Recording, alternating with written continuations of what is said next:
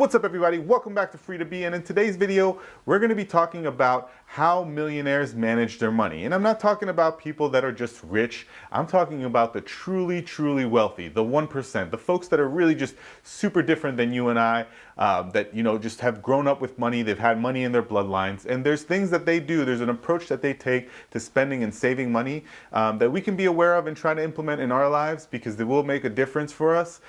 So we're going to go over all of those today. Let's get started.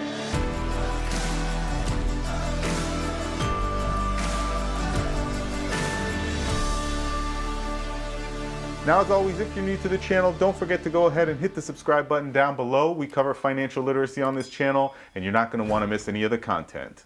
And if you're not new, thanks for coming back. Okay, so how do millionaires manage their money? Well, we've taken this approach and kind of divvied it down and boiled it down into 7 different categories, or things that they do differently when it comes to spending and saving money. Now, this may not all apply to you, but these are things that you can implement in your own life to try to develop these habits that will ultimately help you save money and identify better ways to spend the money that you have. So the first thing that you're going to want to do is you're going to want to set up a way to invest automatically. Almost every person of the super rich, anybody in that top 1%, is investing automatically without thinking about it. Now, true, they might be investing larger sums, but that shouldn't deter you from investing at all. You can start by just saving maybe $1 a day and have that automatically go from your checking account to a savings or to an investment account that you can then roll in and purchase some investments with. Now, there are apps out there like Robinhood or any kind of those auto investing tools where you can ask basically that they pull $1, $2, $5 in different types of intervals, whether it's daily, weekly, monthly, from your checking, and automatically invest it for you. So I do recommend doing that. I myself do it at $1 a day, plus I round up any of the change from my regular spending to also go into this account. And I have Robinhood, and if you guys haven't tried Robinhood before, I'll drop a link in the description below where you guys can go ahead and check it out and get a free stock. But basically, this takes all of the thought out of the process for me, and it automatically invests a small sum of money on a daily basis into this investment account. And before you know it, that kind of rolls into its own thing, and before you know it, you have thousands of dollars in that account. Okay, so the next thing that the super wealthy do to manage their money is they get help. Look, we all like to think that we're experts in something, but most likely we're not all experts in money or managing money or setting our financial goals for ourselves.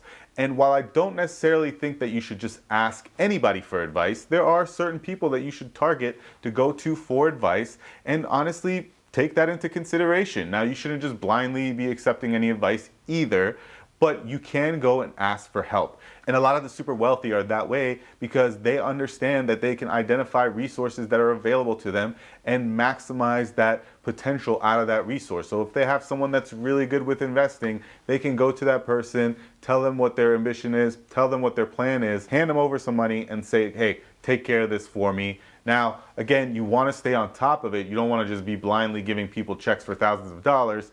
But you should definitely look and evaluate the resources you have available to you, and don't be afraid to ask for help. There's nothing wrong with that. There are people that are just going to know more than you in certain categories or in respect to certain things. So we shouldn't be afraid to ask for help. That's one of the ways that millionaires kind of manage their money, is by getting help to do those tasks that they wouldn't otherwise have the time or just the know-how to do so. All right, now the third thing that millionaires do to manage their money is they take advantage of tax laws.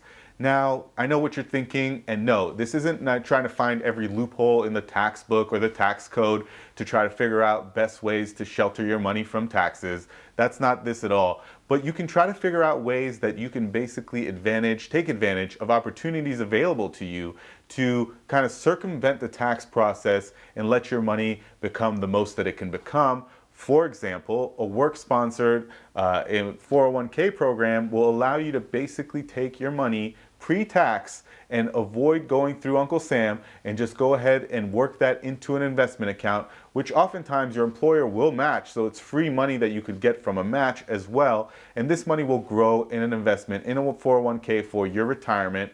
And it's just a great opportunity for you to just avoid taxes up front, let that money grow for you, and that's one way you can take advantage of tax laws. But you should always be aware of all those different types of opportunities available to you. Roth 401ks, Roth IRAs are an option. I know I just mentioned the 401ks, but there's definitely ways that you can invest your money pre-tax to get the most out of it. Now, the fourth thing millionaires do to manage their money is they invest in real estate. Look, millionaires own stuff, and you should own stuff too. Property is a great way to diversify your portfolio and hedge your bets in some of your other investments because it is a stable investment, relatively speaking. Now, you don't have to be a millionaire to start investing in property either. There are companies out there that will let you invest in real estate for as little as $500 initial investments. So you definitely can research into that, and those companies really take the heavy lifting out for you. They'll take care of that as well. So all you have to do is investigate, do your research, and invest, as little as $500 into some real estate, to some actually diverse portfolio options to help your investments. Because again, you're going to want to diversify. You don't want to have all your eggs in one basket. The last thing you want to end up doing is having all of your money in the stock market. You definitely want to diversify. So real estate is a great way to do that, and that's something that millionaires do. So you should definitely look into that as an option as well. All right, now the fifth thing that millionaires do differently than you and I is they know their way around credit and debit. Specifically, they know how to manage that money. They know how to go and get a loan if they need a loan. If it's a short-term loan, they know how to leverage their credit in their favor. And basically what they are willing to do is to go out and take a small personal loan to buy, a real estate property that might give them rental income. They know how to leverage those kind of situations for themselves, and you should too. So a way to do this on a smaller scale is to identify credit cards that have, cashback opportunities, or, give you the opportunity to earn points for travel, and basically put any of your recurring costs, money you would be spending anyways, put those charges on the credit card and earn the cash back, earn the points. And you got to make sure you're obviously paying these off at the end of the month. But if it's items that you're buying anyways or money that you're spending anyways, that shouldn't be a problem. But you should definitely be leveraging the credit and debit available to you to the best that you can, because this is something that millionaires do in order to kind of continue to grow their portfolio and grow their wealth. They leverage money that's available to them so that they can get it at a zero interest loan. They can get it at a very low financing cost and then kind of get higher return down the road on that money. And so millionaires will be more comfortable going and getting a personal loan to start their own business because they know how to manage that, or going and getting a second mortgage on their house to buy a rental property.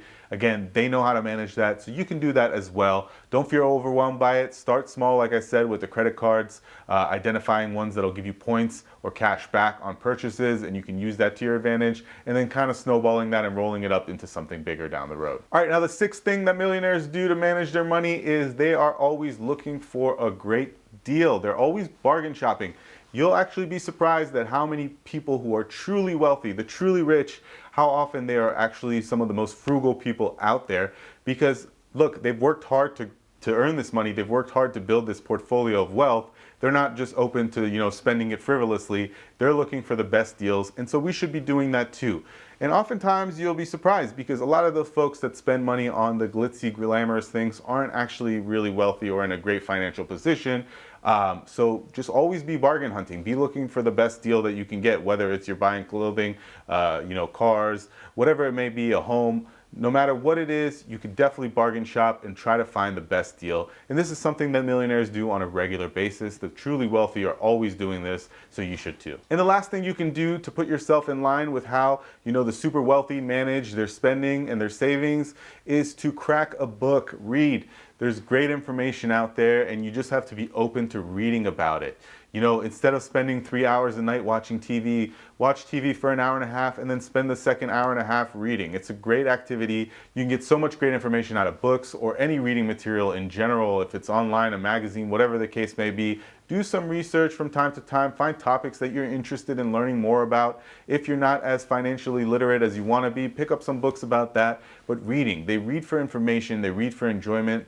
That's something that the wealthy do. And so we should be doing that as well because, again, there's a lot of great information in books. All right, guys, well, that's all I had for this video. If you enjoyed the content, let me know in the comments down below. If you didn't, let me know that too. If you did, don't forget to give me a thumbs up. If you're new to the channel, go ahead and subscribe, and we'll see you next time.